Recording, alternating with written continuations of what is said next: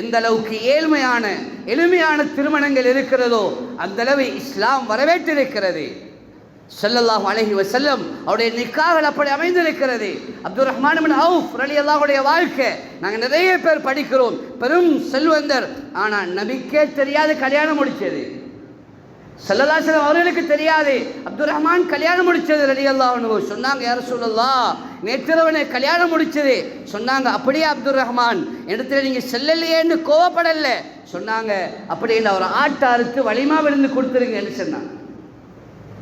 எனவே கண்ணியமானவர்களே, திருமண வைபவத்துக்கு முன்னால் இதையெல்லாம் பேசுகிறோம். நாங்கள் எங்கள் ஹோல் புக் பண்ணுற, எத்தனை சான் எடுக்கிற, என்னென்ன செய்கிற எல்லாத்தையும் பேசுகிறோம். ஆனால் இஸ்லாத்தை விட்டுடுறோம். நாங்கள் இஸ்லாத்தை விட்டுடுறோம். எங்கேயும் இஸ்லாத்தில் அடையாளம் போடுற ஒன்று இல்லை. இஸ்லாத்தில் இன்றைக்கு நாங்கள் அடையாளம் போடுறதுக்கு எத்தனையோ பேர் அள்ளிக்கொண்டு பொண்டை வீட்டுக்கு போகிறது, பொண்டை வீட்டிலேருந்து மாப்பிள்ளை வீட்டுக்கு வாரது, இது எங்கேயும் இஸ்லாத்தில் சொல்லப்படலை. இது யஹூதியத்துடைய வழிமுறைகள். நன்றாக ஞாபகம் வைங்க. திருமணம் பேசுறீங்களா, சிறந்த மாப்பிள்ளை பொன் கிடைக்குதா, அடுத்த கட்டம் இஸ்லாம், நீ நிக்காக முடிச்சு கொடுத்துரு, வாழ்க்கையை முடிச்சு கொடுத்துரு. இது முந்தைய ஒரு காலத்தில் இல்லை. அதனால இன்றைக்குள்ள வயசாளிகள், பழைய தாடி நிறைச்சவங்க, பழையவர்கள் நிம்மதியாக மனையோடு இருக்கிறாங்க. தோல் சுருங்கினாலும் ஏண்ட பொண்டாட்டி என்று செல்றாரு. கண்ணியமானவர்களே, ஏன் இஸ்லாமிய முறைகள் இருந்துச்சு அங்கே வாழ்க்கையில், அந்த குடும்பத்தில் இருந்துச்சு. நிக்காஹுடைய வைபவத்தில் இஸ்லாம் இருந்துச்சு. இஸ்லாம் அல்லாத யஹூதியத்து இருக்கல்ல. இன்றைக்கு யஹூதியத்தெல்லாம் இருக்குது, இஸ்லாத்தை காணல. இஸ்லாம் என்பது மாப்பிள்ளை நிக்காஹுடைய வைபவத்தில் போடுற தொப்பி மட்டும்தான் நாங்கள் நினைக்கிறோம் இஸ்லாம் என்று. சொல்லுவார் மாப்பிள்ளையை பார்த்து, உனக்கு இப்பயாவது தொப்பி போடையிலாதான்னு கேட்பாங்க. நீ மாப்பிள்ளையா வந்திருக்கிறாய் நிக்காஹுடைய வைபவத்துக்கு, இப்பயாவது ஒரு தொப்பியை போடையிலாவான்னு கேட்கறது தான் எங்களோட இஸ்லாம் என்று நினைச்சு கொண்டு இருக்கிறோம். நான் நீங்களும் முழுக்க முழுக்க யஹூதியத்தை செய்கிறோம். இஸ்லாம் என்பது வேறு, யஹூதியத் என்பது வேறு என்பது இன்னும் விளங்கியதில்லை. கண்ணியமானவர்களே, எத்தனையோ நிக்காஹுடைய குத்துபாக்களை, நிக்காஹுடைய வைபவங்களில் கலந்து கொண்டாச்சு. ஆனால் இன்னமும் திருந்துற யோசனை இல்லை.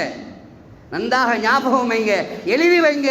இஸ்லாம் இல்லை, மார்க்கம் சொல்லாத திருமணங்கள் உருவாகும் என்றால் அந்த நிக்காஹில், அந்த திருமணத்தில் நிம்மதியை, சந்தோஷத்தை எதிர்பார்க்க முடியாது.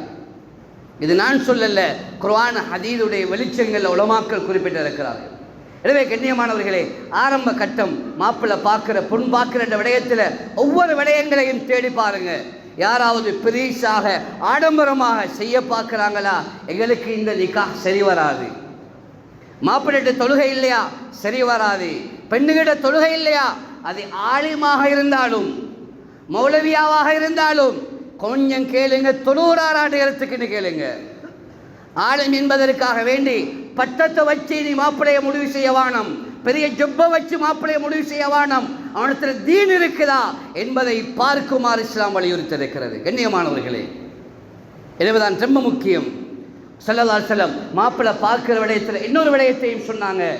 நீங்கள் ஒரு மனிதரை பற்றி விளங்கிக் கொள்வதாக இருந்தால் அவருடைய நண்பரை பார்த்து விளங்கிக் கொள்ளுங்க. அவருடைய கூட்டாளிமார்கள் யார், யாரோட சேர்றாரு, யாரோட பழகிறாரு, அவருடைய நண்பர்கள் யார் என்பதை பார்த்து இவரை நீங்கள் முடிவு செய்து கொள்ளேலும் என்று ஸல்லல்லாஹு அலைஹி வஸல்லம் எங்களுக்கு ஒரு வாழ்க்கையை காட்டி தந்திருக்கிறார்.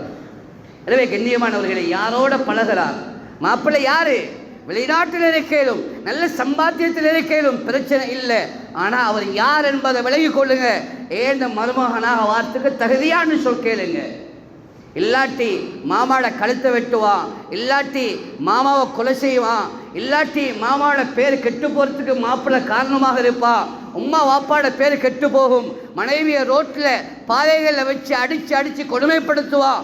அப்படியான மாப்பிள்ளையை தான் இன்றைக்கு ஏராளமான பேர் வாழ்க்கையில் எடுத்து கொடுத்துருக்கிறான்.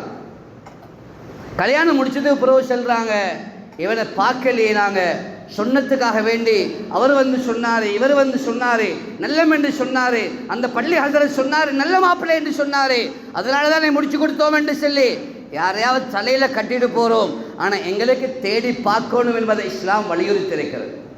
எனவே தான் உண்மைக்குண்மையாக மாப்பிள்ளை என்றால் இவர் யார் என்பதை முழு முழு குறைகளையும் நிறைகளையும் சொல்லி அந்த மாப்பிள்ளை அந்த குடும்பத்திலே சொல்லுவது ரொம்ப முக்கியமாக இருக்கிறது.